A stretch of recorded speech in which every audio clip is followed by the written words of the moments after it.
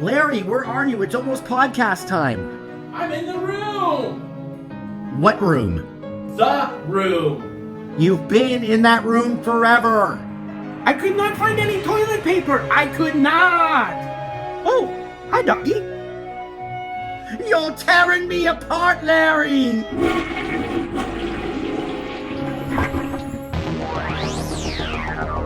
In a world filled with intergalactic space battles, metahuman destruction on a global scale, and psychopathic serial hauntings, there's only one team who can make sense of it all. When your world is overrun with rampant pop culture, call Loop and Larry, Guardians of Geek. Woo! 78th explosion. I love that we keep track of how many times this thing's gone off. At one point, I think we talked about changing the opener for the show, but I don't think that's ever happening. It's too iconic now. It is. People will be like, there will be chaos in the streets if we change the opening. People are expecting the explosion. You can't start a Loop and Larry podcast without something exploding. That's just the way it is. Exactly. Hey, everybody, I'm Loop. And I'm Larry. And this is Guardians of Geek, episode 78. Today we're going to be just kind of going back, not even that long into the 2000s for The Room, but we'll get to that in a few minutes. But everything's been going, I think, well, how long has it been since our last podcast? Maybe a month? No, not maybe that long, maybe 3 weeks. About 3 weeks or so. Yeah, work got in the way, and as it sometimes does. and now here we are, but we are back. So excellent. And we're hoping to do a few extra podcasts, 1 to 2 more probably for sure, but probably more like 1. I don't know, depending on how much time we've got, because it doesn't seem like we have a whole lot of time left. So, but we'll do something pretty cool for at least our last one, if it's going to be our last one for the season. So, holy cow, this season flew by too. It did. I was thinking about it today. I thought it just feels like we just started. But I guess we started back in September or end of August, beginning of September. Yeah, it's been a long few months, but like that. Just flying by. Okay, so let's just jump into Top Pop because we got a few things to talk about. Yes. Hey kids, it's time for Loop and Larry's Totally Tubular Top Pop! All right, this is Top Pop, where we talk about everything that just is going on. It doesn't have to be something necessarily that's hot and that's going on in Hollywood, but it could be just something that we're interested in that's geek related. So, so Larry, let's start with you. What's going on in your geek world right now? What are you interested in? Well, since we met last, we've gone through a few fun things, including May the 4th, which is always the best day of the year. And so this year I celebrated by spending literally the entire day going from movie theater to movie theater, watching all the re-releases of all of the films. I thought, what better way to celebrate May the 4th than to, celebrate what actually, the reason for the season. The movies. Yeah, I didn't do anything on it because it just happened. It was one of those weekends where everything was going on, so I had to work part of it, and I had other family commitments and things. So I wore a Star Wars shirt. That's the best I did. But you did a lot. You saw a few movies. I did. Well, I mean, they re-released The Phantom Menace for its 25th anniversary. So of course I had to be there on opening day and watch it. And you know what? I mean, we've already established this when we did our top 10 movies, but I love that movie and I think it's still great. And seeing it on the big screen, it's even more fun. So to me, that it totally held up. So that was fun. And then that was at noon on May the 4th. And Can then I ask a question about that? Did they do anything different with it, or was it just a re-release? They did. No, so the movie itself was just a re-release, but then at the beginning before the movie started, you got the announcer voice saying, "Stay tuned after the movie for a special preview of The Acolyte." And I was like, "What?" Okay. Yeah, so then they ran, so after the trailer, after the credits, they ran an extended trailer for the upcoming Disney Plus show, The Acolyte, which I have mixed feelings about based on the trailer that I saw. I'm kind of hoping, because it goes back so far in the past, that it was going to be low tech. You know what I mean? Okay. It just wasn't going to be as high tech. But the trailer, they all have their lightsabers, and it looks exactly like modern Star Wars stuff. So I was like, I don't know how this is going to go. But then they played this extended trailer, and it showed a bit of a fight scene with Carrie-Anne Moss. So you got to see Carrie-Anne Moss's character in action, and it was awesome. Like, that's cool. All I kept thinking is they should be running this in theaters. Like, it was so cinematic and so cool, and so now I'm all pumped up for that. So that was pretty exciting. And that takes place like thousands of years before our stuff, right? Or I don't know if it's thousands, but it's at least hundreds. I at least 2 million years before. Yeah, nope, it doesn't. That's not. I'm pretty sure it's a couple billion years before Star Wars. Definitely not billions. No, this has not been fact checked whatsoever, but I'm pretty sure I've heard that. So most of what we say is not fact checked. So no, not at all. So. But it's definitely at least several hundred. We'll say. Okay, all right. But yeah, so that was pretty cool that we got a little bit of a sneak preview of that. And then later on the same day, our local repertory theater was playing the original Star Wars, like A New Hope. But that's cool. They were playing the 1997 version of it. So the one that, that has the the Greedo shooting first, and like, so not the super updated one, and not the original, because they're not allowed to. They made it clear that they're not allowed to run the despecialized version. So really? Okay. Yeah, they're just not allowed. So, but the place was packed. Like, it was a 400 seat theater. It's a small, like, local theater. 400 seat, absolutely packed. Like, it was like standing room only, which was so cool, because that was the theater that played the thing originally in 1977 here in our hometown. So it was cool to see it there again, and to have so many people come out. It was a pretty fun experience. And then the one last thing I want to mention that I did was the same weekend, Disney Plus launched Tales of the Empire, Star Wars Tales of the Empire, the new animated series, and I binged the whole thing in one sitting. I mean, it's like 6 episodes, but each episode's like 15 minutes long. Like, they're shorts. But I don't want to give away too much because it's still relatively new, and I don't know if you've seen it or not, but there are 2 storylines that go through it. So it's not like each episode is a standalone story. It's 2, like, the first 3 episodes are one story, the last 3 episodes are a different story, and it's about Yaddle. Okay. Yeah, it's not about Yaddle. Well, I'm pretty sure Yaddle's in this, and again, I haven't fact checked this, but I'm pretty sure I heard that Yaddle makes an appearance. So I can fact check that right now for you and clarify there is no Yaddle. I think you got up a couple times and got some food and missed Yaddle, but I'm sure Yaddle's in this. Okay. I can't wait to see Yaddle in this. This is gonna be so good. No. Oh God. You don't get to see it at all now. Oh, that's it. There's no more seeing banned. Yep. Anyway, it's great. It's really, really good. You should see it. If you're not Loop, go see it. And it's just really good. It's a cool different take on the Star Wars story, because it's all from the Empire side and bad dudes and bad dudettes. Wasn't the last one called Tales of the Jedi or something? Yes. And this is Tales of the Empire. Yes, this is Tales of the Empire. So it's all like the dark side of it, but it's just really cool the way they structure the 2 stories. So I don't want to spoil anything, but big thumbs up from me on that one. So yeah, overall it was a very successful. And didn't Bad Batch end as well? Like, didn't that was around the same time, right? Yeah, Bad Batch finished, and it had a glorious ending. You've seen it. You're caught up, right? Yeah, the ending really saved it for me. Like, it was close to being in the worst show of the year. It was a contender for it until the end, and then this is going to be a point of contention when it comes to our year-end review, because I don't think it'll make it in there, but the ending was like made up for the rest of the series for me. Okay, well, let's see, because I loved it, especially this last season. I thought this last season was fantastic. I just could not get enough of it. I thought it was great. And all of that, and Loop's wrong. Anyway, there's a whole other discussion on Bad Batch. I could go right into it, but it's we won't. But so overall, thumbs up on May the 4th, 2024. I had a geeky good time. That's awesome. And how about you? What's going on with you? I just want to give a shout out to X-Men 97. I don't know if you've watched it at all, or I think it's a show that you would.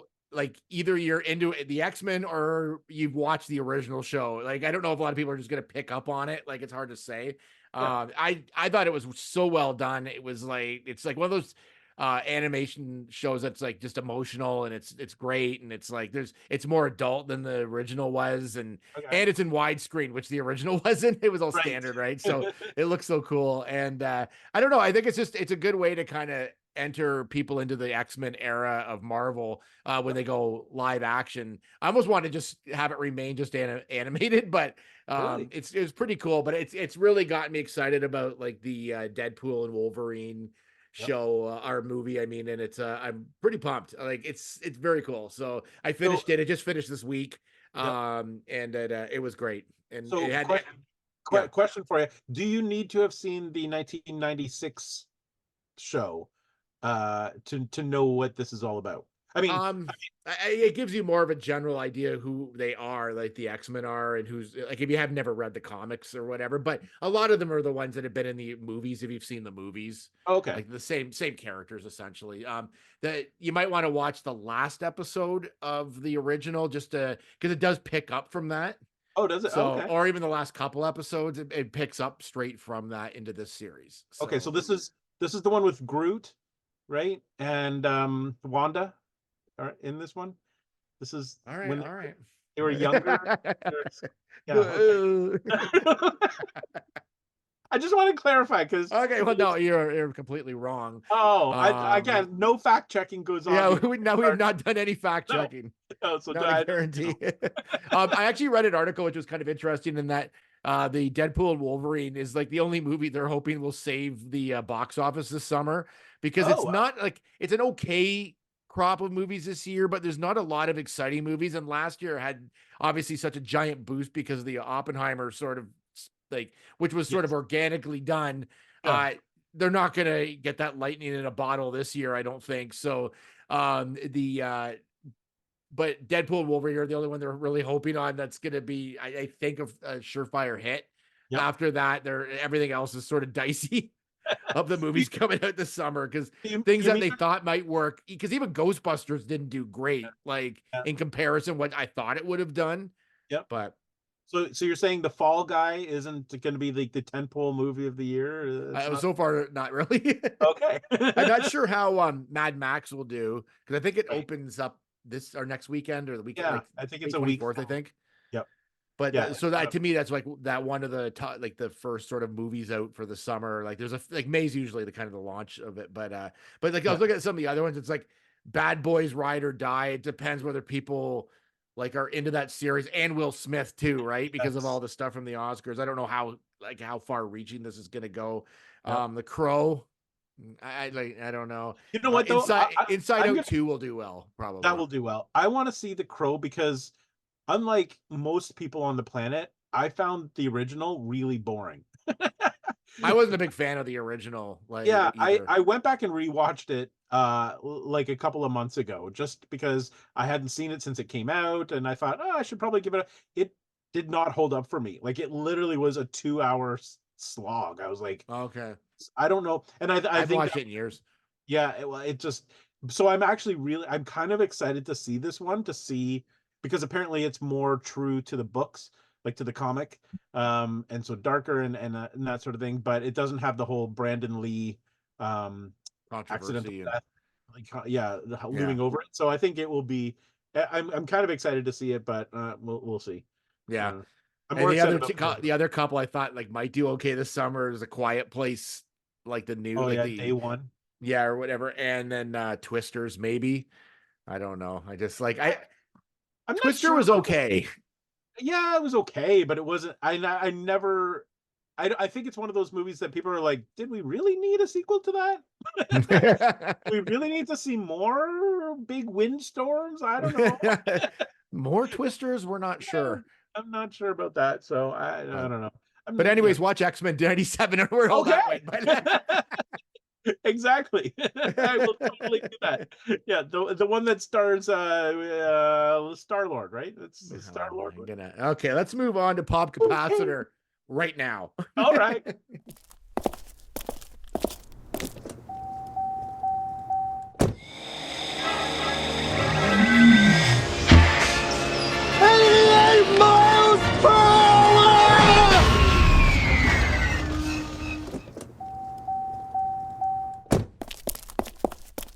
All right, this is the Pop Capacitor, and today we are talking The Room, the infamous Room. Came out in basically 2003, and did nothing. And then, like, years later, I don't know the exact date, it kind of became popular. Like, I'm not 100% sure, but it was rediscovered because Tommy Wiseau, who directed the film and he wrote the film, who's on, you can see him with the long hair in either of our backgrounds. He bought a billboard and it went up for like 5 years in Hollywood. And then Seth Rogen or somebody saw it and was like, why is this up? We got to see this movie. I've never heard of this. And because to bet a billboard in Hollywood's expensive. Yes. So they watched it and like, this is the greatest movie we have ever seen. And then they got an article in Entertainment Weekly, which blew it wide open, because then everybody found out about this and loved the fact they loved it and then wanted to watch it. So the basic it instantly became a cult classic. Instantly. Yeah, like really quickly. Yes. The basic plot of it is, and this is from IMDb, in San Francisco, a banker's seemingly perfect life is turned upside down when his deceitful fiance embarks on an affair with his best friend. So that's the basic plot. I guess that is so much more, Larry, so much more than that. There is a lot. Good. There is a lot. Yep. So normally, sorry, go ahead. I was gonna say, normally we do hits and misses for this, but we're gonna do this a little different because this movie's so sort of iconic already. There's no point in really breaking it down. It's just, there's just too much to do. So we're gonna kind of go into I'll tell you in a second how we're gonna break it into sort of mini categories, and we'll talk about this film. Because the basic thing we want to know is, like, how did this film become so big, and why do we love it so much, considering it's supposed to be so bad? So that's basically where we're heading on this. So just a little preface. A few weeks ago, they had a screening of the film in our hometown.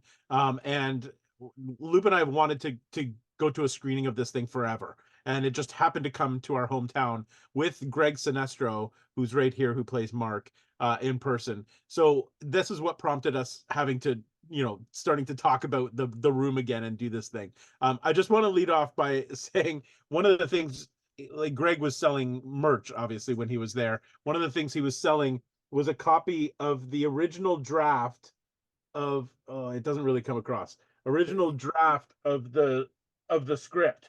There it is. See it? Yeah, I see it. It's an original draft, like the full script, the way it was originally written.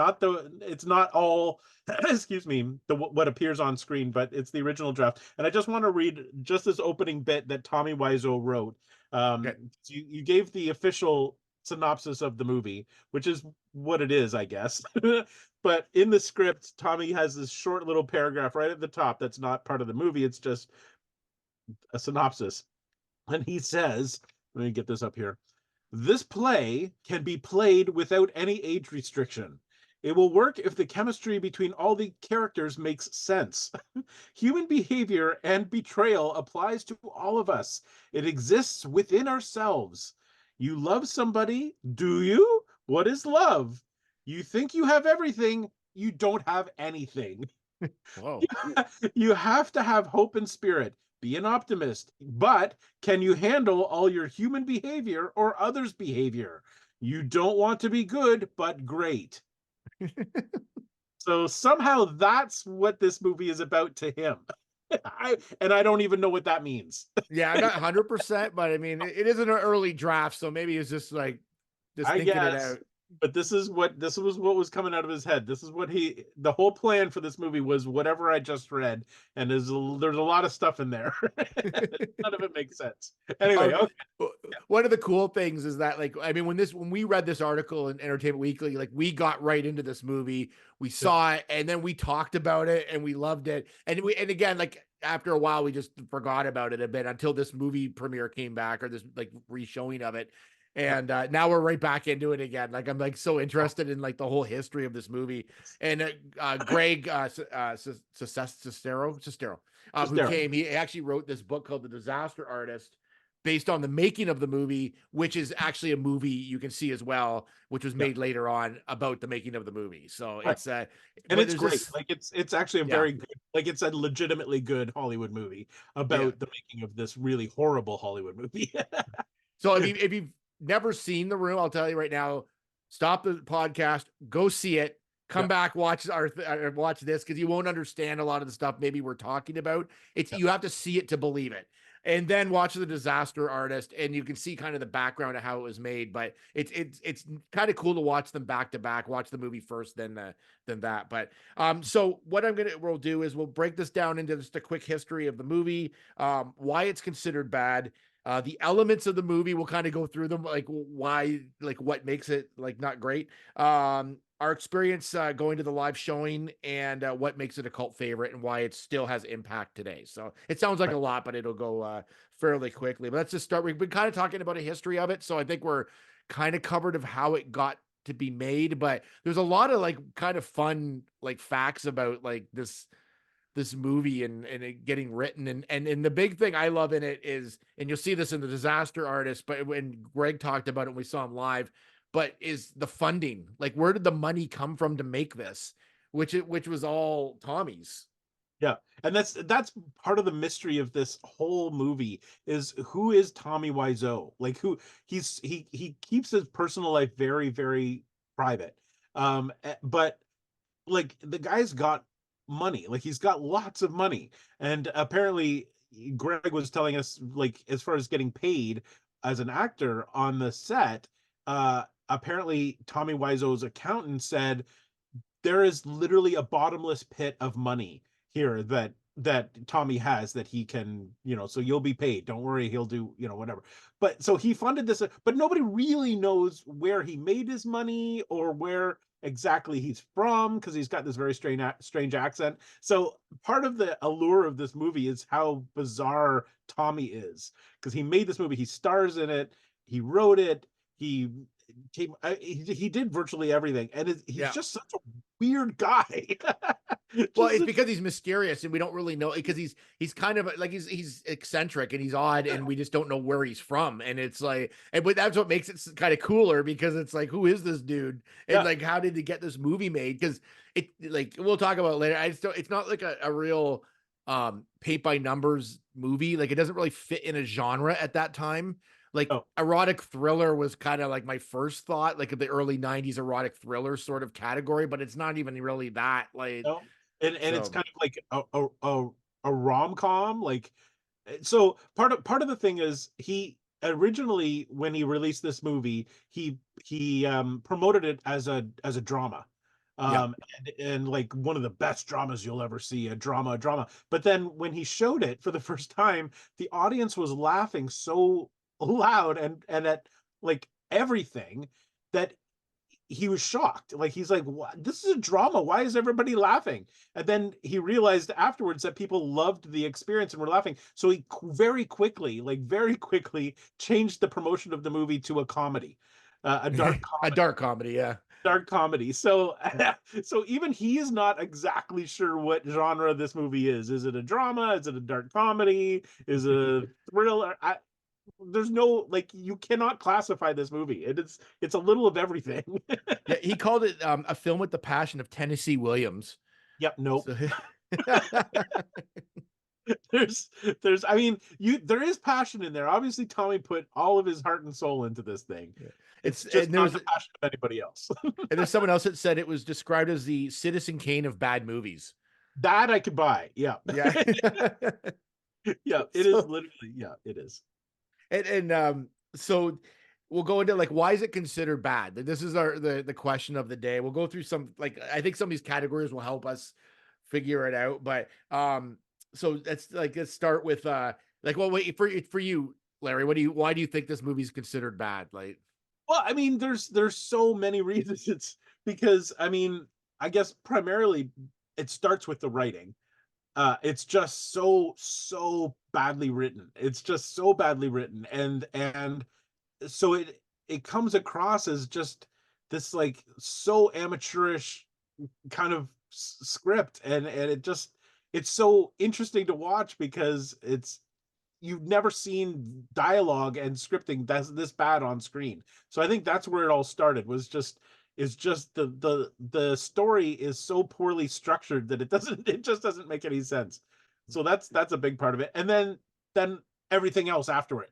like the sets, the way it's lit, the green screen, like the special effects, like everything about it is just so not Hollywood. Like it's almost like the anti-Hollywood. It's like an anti-Hollywood movie. It's like it's almost like a college student's like end of the year project in film school when they didn't have any budget and they had to put something together. But this thing had a budget. Like it is supposed to be a Hollywood movie. It's supposed to be one thing, it's not.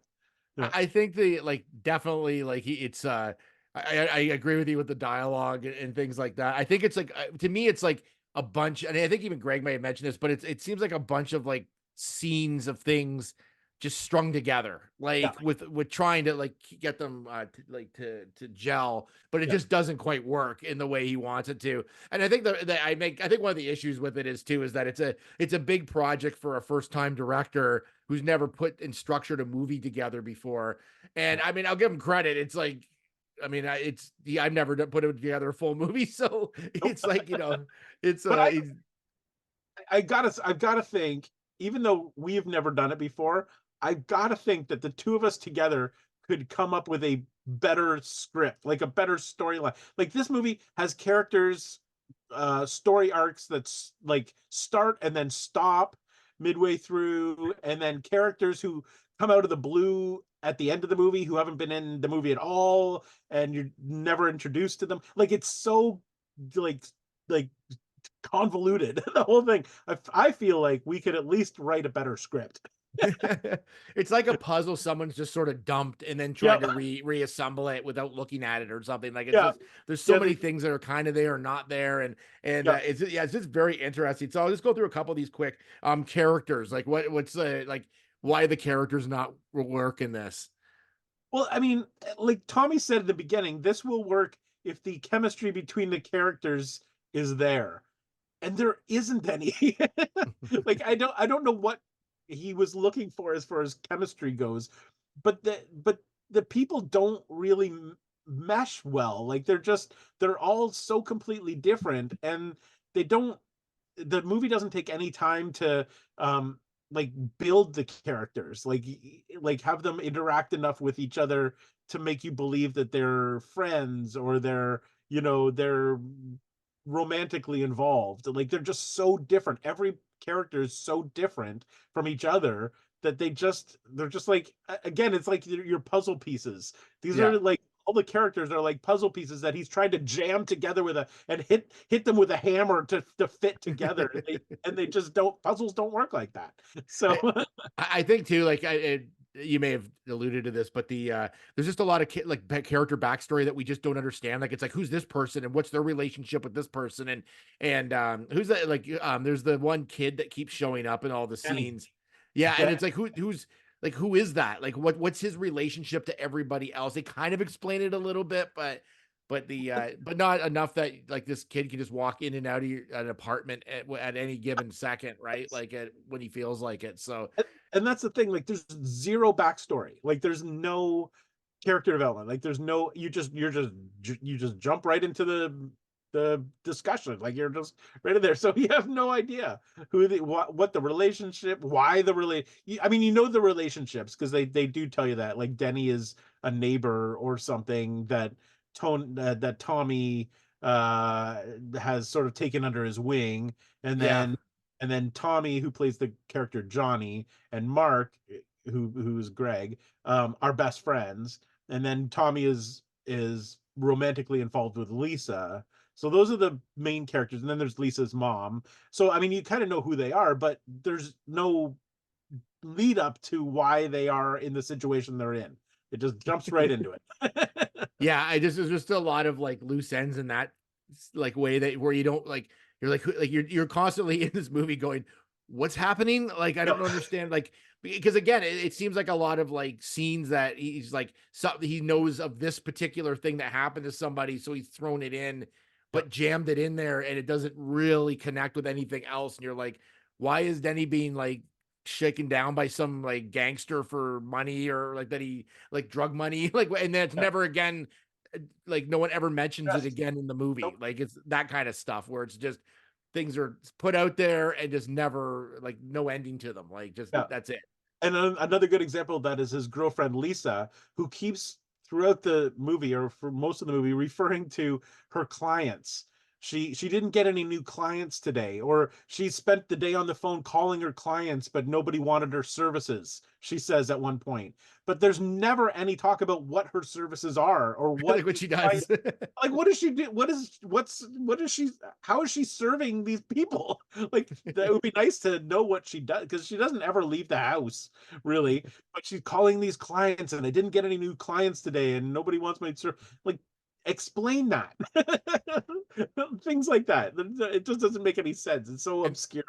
There's also a lot of dialogue too, that where people like get upset really quickly, and you're not really sure why they did. Like, it didn't, nothing really built up. Like, it was just suddenly like someone just like goes off on some other character for whatever reason, and we're like, why? I don't know. Like, it's like okay. So one of the big things in this movie is the dialogue, because there's like a lot of like classic lines, and I don't know if they're classic because the way they're written, or it's classic because the way they're delivered, I think, is more the case in it.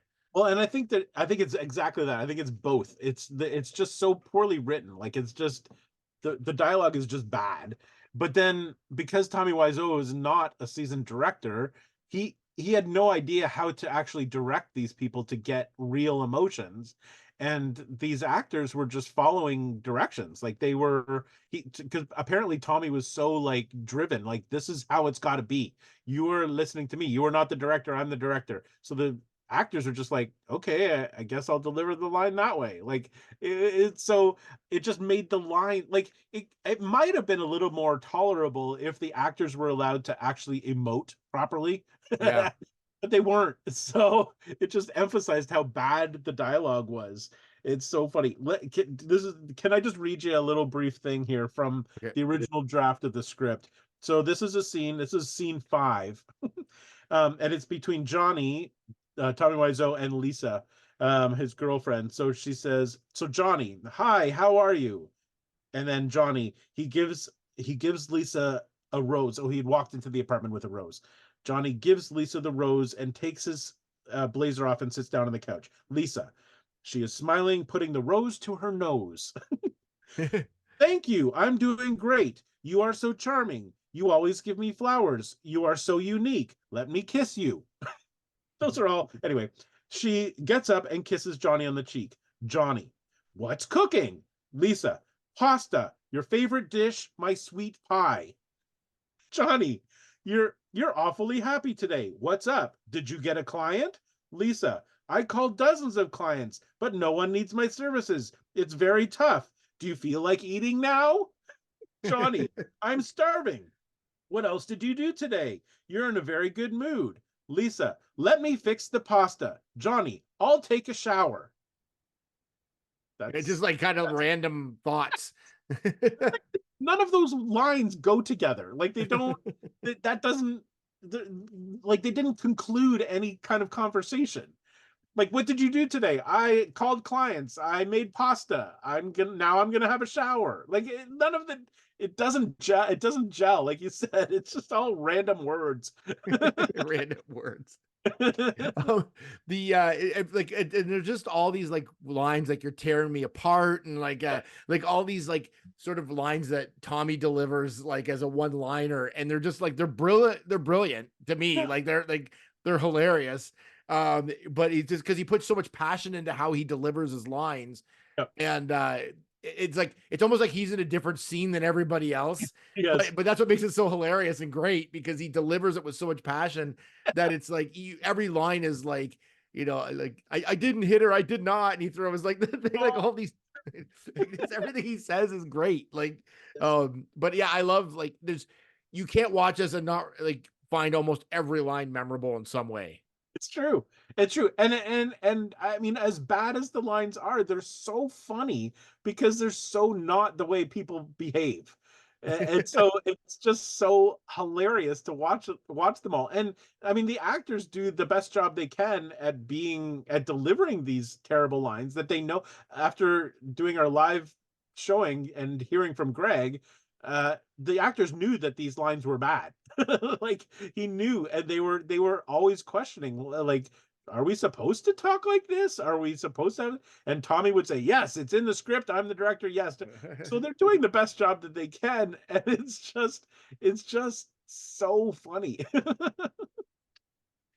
So the other thing was the scenery in this, because like the scenery is almost as big a character in this, like and as much as like what's going on, whether it's like the alley where they play football in tuxedos 2 feet apart, or it's um the like the spoons in like the framing, like the frames in the apartment, like how it's decorated, like the door that never seems to be shut. Like there's just so many funny like kind of scenery things in the in art direction that's like awesome. It's so funny. There's one scene one scene, the apartment that they spend a lot of time in. For some reason, there's a chair, like an easy chair that they sit in, that's almost up against the wall, and behind the chair, between the chair and the wall, is the TV. But the chair is facing away from the TV. The TV is like literally like inches behind the chair and the wall. Like there's no way you could watch this TV. Why they put it there? But it's in a lot of shots. So it was very obvious that they did that on purpose. It was like Tommy said, "Oh, we need to fill some space. Well, apartments have TVs. Put a TV in there."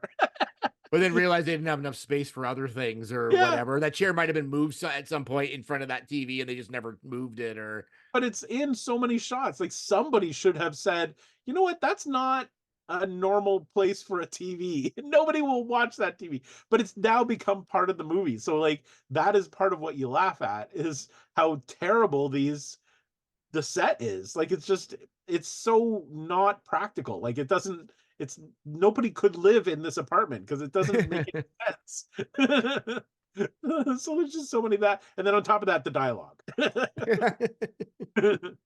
Yeah, there's just so many elements in this that like are fantastic. Like even like behind me right now, like the upper part of the apartment building, it's a green screen behind them.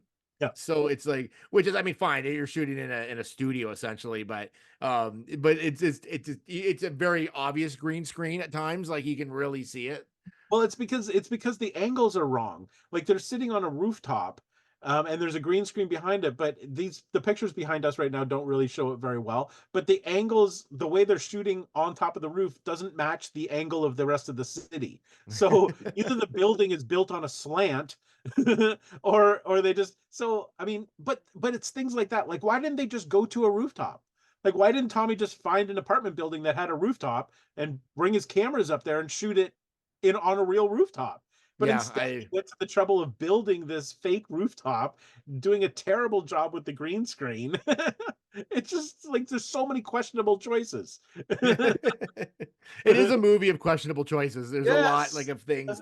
And it was like it just everything in it too. Even like just there's scenes that like don't like are unnecessary or just don't make sense, or like there's a love scene that like is repeated again later on in the movie, and it's like it is like the least sexy thing you've ever seen, and it goes on for about 4 or 5 minutes. Like it's a long, like it's literally, like Greg is in one of the scenes and said when he was talking to the crowd, he said he can't even watch it. Like it's so painful to watch it. And yes, and then it's repeated again. So like 10 minutes of this movie is this horribly awkward sex scene that's just awful. Well, speaking of Greg, because we saw him, he did a Q&A live. We talked to him personally too, because we got there early for whatever reason, because we were told to, and no one else got that message apparently. So we had a chance to actually talk to him and do some photos with him personally before he did photos with everybody else. Like we kind of got to do some pretty cool ones with him and talk to him a little bit more in depth about the movie, which I thought was really cool. Yes. But what were some of the things that stood out for you, like of what he said, like any little tidbits or whatever? Well, I mean, it just he was just talking about Tommy. I mean, it was kind of nice that he was alone. He wasn't with Tommy, so he could talk a little bit about him. But it just the whole control that Tommy had over this movie, like it really was like you could not question anything that he said or wanted to do. He would get very upset if anybody questioned anything. So you just had to do it. Like he was saying, you had to do it. Like you didn't have a choice. If you wanted to be in this movie, you had to deliver the lines the way you deliver them, or you had to do the sex scene, even though it was awful, because that was the way he wrote the movie and the way he wanted to do it. So it was almost like they were kind of trapped in this movie. The one interesting thing is there is a character, his name is Peter, in this movie. I don't even know exactly what I think he's a doctor or something like that. Anyway, he's friends with Lisa, and he's in the movie. There's a scene in the movie where they're playing football in the alleyway with their tuxedos on, like Luke mentioned. And right at the end, Peter catches the thing but trips and falls right in front of the camera and says, "That's it, I'm done." And then they cut away to another scene. Well, Greg said that was Peter actually quitting the movie. He was so fed up with the way it was being directed and the lines that he had to deliver, and they weren't getting any answers, that he was like, "I'm done, I'm out of here, and I'm finished." And he actually said that when he tripped. I guess he wasn't supposed to trip. He actually tripped and fell, and that was the straw that broke the camel's back. And he says, "That's it, I'm done," or something along those lines. And then he quit and he walked off and he left the movie. But they left that scene in the movie because, I mean, it kind of works, I guess. Well, the funny part is too, there's a scene where there's another character that shows up later on, and you're like, who is this guy? They never explain him, but it was supposed to be his character. Yeah. But because he had left, they just replaced him, but they never mentioned why. And he's just some dude that just is like really into what's going on in this whole thing, as if he's been there the whole time. But you're like, who is this character? But it was like basically supposed to be the same dialogue. And that happens in like the last like 15 minutes of the movie. Like there was we just like shoehorned him into the last couple minutes. Just they needed that character to say something. But it was just, I can't even imagine what it would have been like being on the set, because it was so controlled and so like you had no input as an actor as to what you're doing. So yeah, it was just, I felt so bad for them. One of my favorite parts is when he's talking about, like, so there's a door into the apartment and no one ever closes it. They come in, they go out, no one closes this door, but apparently it was open because it added extra light to the scene. So they just kind of left it open. Like people would pretend to close it, but they only like barely moved it. And so that was just to add extra backlighting that they didn't have. So they just used the door light to sort of add that into the scene, which I thought was kind of funny. Like I like the behind the scenes sort of things that went on in that. But one more thing that Greg mentioned, you don't really see it in the movie, but apparently Tommy felt that he should have his own private bathroom on the set. So they like literally like in this living room of this apartment, they had like a curtain that was in one of the walls, and behind the curtain they added a toilet. And that was sort of where Tommy went, but it was right out in the open. Like it was just where everybody was, but Tommy felt like he's the director, he should have his own bathroom. So it was right there, and everybody's like, the toilet is right here on set. What's going That's on? in the Disaster Artist movie too. If you watch it, you get that part's in. It's hilarious. It's like main character energy right there, eh? Like it's just like oh, crazy. It's hilarious. So we'll talk a bit more about this, but so what makes this a cult favorite? Like why does it have impact? Well, I think because there's never really been a movie like this. I mean, we've talked about bad movies before. We did a whole episode on Mac and Me, which is not the Troll 2 and Troll 2, which is pretty close. I think, in my opinion, Troll 2 is pretty close to the quality of this movie.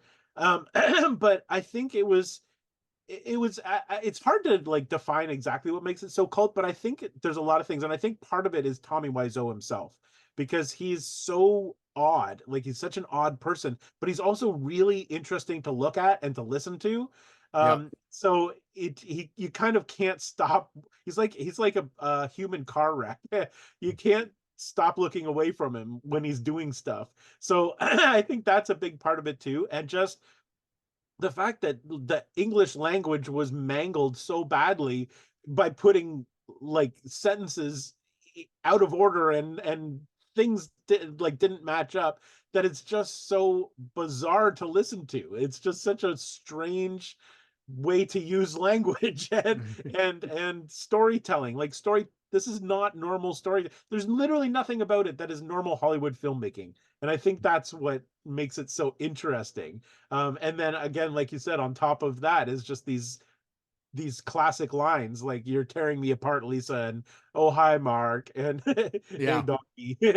Like he just got a lot of like really random things that he says, but with such passion that it makes them so fun. So yeah, it's hard to explain exactly what makes a movie a cult movie, but there's a lot of elements in there.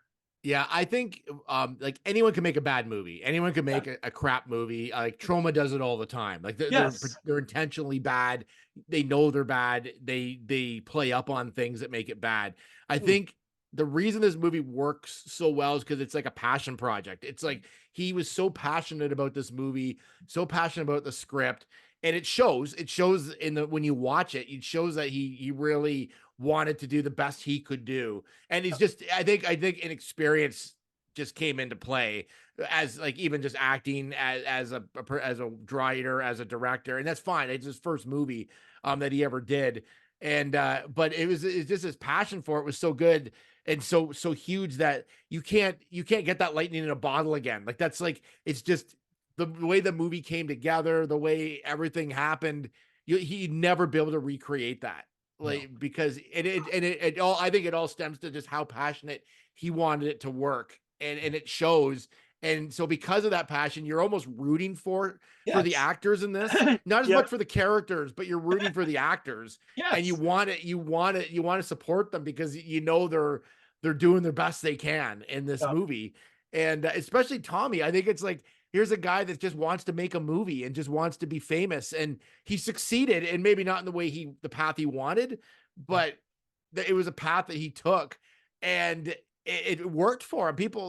People know who Tommy Wiseau is now, generally, and it's a cult following. People love him. Like people like go nuts over him because he's just so iconic. Well, and it shows like so we can talk I guess a little bit about the live experience when you go see this thing now. So it's 20 years. It came out in 2003. Is that right? Yes. So but probably not discovered till maybe 2007. Yeah, a lot longer. But it's just past the 20th anniversary of it, 21 years ago. And like Greg Sestero makes a full career out of traveling the world showing this movie in small theaters to crowds. It's still making him tons of money. I mean, it really is turned into this massive thing. And I would say it's on par with like midnight screenings of Rocky Horror Picture Show, because we had no idea what to expect when we went to this thing. We thought we were just going to go watch the movie on a big screen in a small theater with Greg there to talk a little bit about it. People might yell some stuff out during it or something like. But we had no idea how involved the audience gets when you are there live, because there, in like Rocky Horror Picture Show, whenever they say toast, people throw toast at the screen. Well, there's all of that stuff in this movie too. So like Luke was saying earlier, there's a picture of a spoon in a frame that's on a desk. Every single time you see that picture of the spoon, people throw plastic spoons. There were hundreds of thousands of hundreds all over the floor. I wouldn't say hundreds of thousands, but there were hundreds. There's a lot. Again, not fact checked, but not fact checked. About like in close to 1,000, I would think, spoons. I would say like you would be showered with spoons every time the spoon showed up on screen. It got so bad that Loop was literally every time they'd see a spoon, he would like literally shelter because he was getting pelted in the face. One went into my glasses and came out like it was like. But people were repeating dialogue in it. They were like there was someone, I don't know who it was, had like a laser pointer. And so all the mistakes they would circle, but it wasn't like they had to find the mistake. They were bang on. Like the laser pointer would start right where they wanted it. And it was great. Like it was so fun. And people were like scenes without dialogue. People like they've come up with things to say or songs to sing or that sort of thing when even when there's no dialogue. Like there was so much, it was like the movie is about an hour and a half long. There was constant noise and constant like interaction with the audience for the whole time. Like I've never laughed so hard at a movie and at the people around us, because it was like one of the coolest live movie experiences ever. And we've both seen Rocky Horror Picture Show in Yeah. live. Like we've both And done I've seen Showgirls as well, which is another one that's kind of yeah. like gains, like people love seeing that like at a midnight showing. Like, Yeah. but it was nothing like this. Like this was like whenever they do an establishing shot, it'd be like, meanwhile in San Francisco, like everybody would yell it at the same time. Or if it was a night shot, it'd say San Francisco at night. Right. Like everybody just knew what to yell, when to yell it. They do the lines, they'd yell certain things when people are about to say things. Like people would yell, shut the door when no one would shut it. My favorite was like when they do a close up of someone and it wasn't in focus, because there's a few shots in it that aren't in focus. People would be yelling, focus, focus. Like every time it was like everyone had gone to school and learned all the things to say. Like, Yes. and the funniest part, they were all young. Yeah. Like there weren't our age who kind of was there. Like, I mean, maybe that was when they discovered it, like when they were like even younger, but everybody was just young, like a young audience, which is great because that means that audience picks it up next generation. Like this thing might last a long time. Well, I mean, it's been 20. I mean, I don't know if they've been at this level of interaction for 20 years. Well, they haven't. I mean, obviously they haven't. But I'd say in at least the last 10 years. I mean, we've been aware of this midnight show going on in different places around North America. But it's not just North America. Like I follow Greg on Instagram just to see where he's like he's in England right now. They're doing midnight shows there. Like it is literally a worldwide phenomenon, this thing. And he travels all over the world and does this. But like Luke said, like people must have researched this to know what to say at what point, because everything had a comeback line from the audience. It was so crazy. Yeah. So, but it just made the movie so much better. Like it just well, it was just fun. It was just a fun experience. Like I suggest if you ever see it come to your town, go see it. Like it is a fun experience. Now I don't know if it was going to be as like rowdy as our crowd seemed to be, but I laughed through the whole thing. I didn't even hear half the dialogue of the movie because I was laughing so hard at everybody around us and their passion for it. And it was like, but yeah, you'll never get a movie like this in a while. Like again, like I said, it's like lightning in a bottle. Like it was just the passion that they put into it, and just everything about it. It was just so it's the perfect bad movie. It's the perfect. You can't get any better than this, and no, I don't know if anyone ever will. And I think if nothing else, Tommy should be proud of what he's put together, because this thing's going to be much like remembered much longer than a lot of like Hollywood movies like that are like big award winners or whatever. Like I've forgotten most of those, but this one I'll never forget. It's true. And Tommy also travels the world with it. So between Greg and Tommy, they're both traveling the world all the time. Like this is in such demand that they are traveling the world all the time. So when the movie was over, Greg came back on stage and did a Q&A. So people were asking questions. And he actually said to the crowd that they are in talks, I guess, to come back to that same theater. But next time he comes back, he's going to do a live commentary through the whole thing. So he'll be on stage as the movie's playing and talk about every scene that happens. So like he's got a variety of shows that he does. So he has got the shows where he just shows up and introduces the show and goes to the back and waits. And then he's got this other version where he comes and actually does live commentary. Like he's made literally like there's an industry around this cult film now it's just phenomenal. Like it's there. I don't see it ever ending. Like I don't know why it would. I mean, Rocky Horror Picture Show has been going for like 40 years now, doing midnight shows. This will be the same. It's just so unique. It's such a unique experience. Even just to watch on your own is unique. Like you're like, wow, this is something, but it's fun to watch. Like it's like I have fun every time I watch this movie. I just love it. Like I do too. It's true. And we've both seen it several times. Yeah, like, I've seen it a bunch of times. Like in double digits easy. Yeah. Like, and the thing is that there were still parts that I missed until we saw it live. Like when the person with the laser pointer was pointing out like there's a railing that goes up a spiral staircase and it's like fully dented right in the middle. It's like somebody smashed their head on it or something. Pointed that out. I'd never seen that before. So there's so much in there. There's so many levels of like stuff that are going on that you can. It has got it definitely has rewatchability factor. Oh, there's always something you notice that you didn't notice before. So maybe he's the genius that we didn't know. Yes. And like maybe we're the dummies and he's the genius, because it's like it's still playing and he's like, I'll give him credit. Like that's like you can't do that by thinking too hard about it. Like it just got to happen on its own organically. Otherwise, that just will never happen again. Like it's just the way it's put together. So. Yeah, he is making bank on this movie.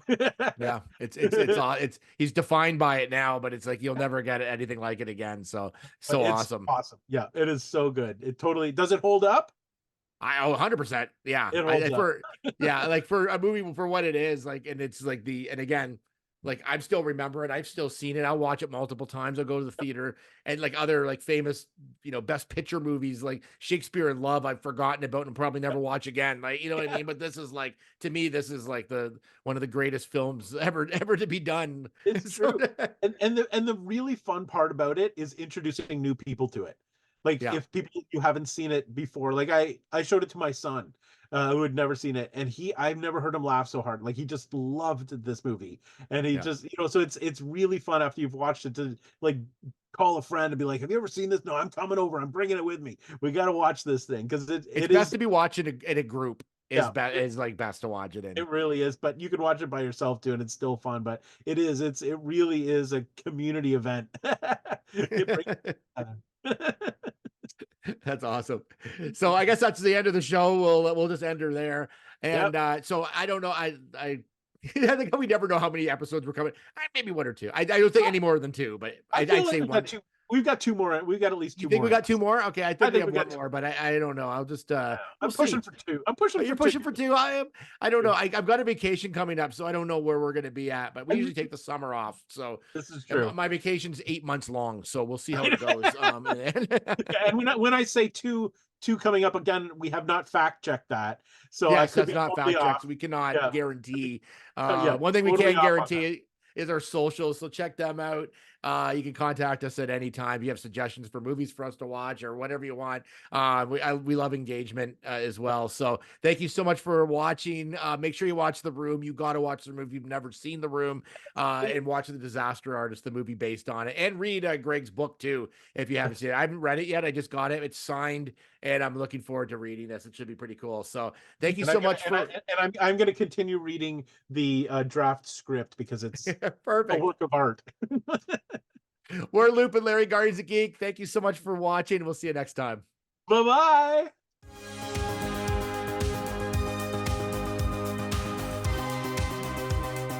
Produced by Matthew C. Loop and Lawrence Simner. A Loop and Larry production. Bueller. He likes it. Hey, Mikey. Bueller. Bad news. Fog is getting thicker. And Leon's getting larger. Inconceivable. Brian's right. It's an elf. Wax on. Does Barry Manilow know that you raid his wardrobe? Oh, Captain, my captain. Life moves pretty fast. You don't stop and look around once in a while, you could miss it. Wax off.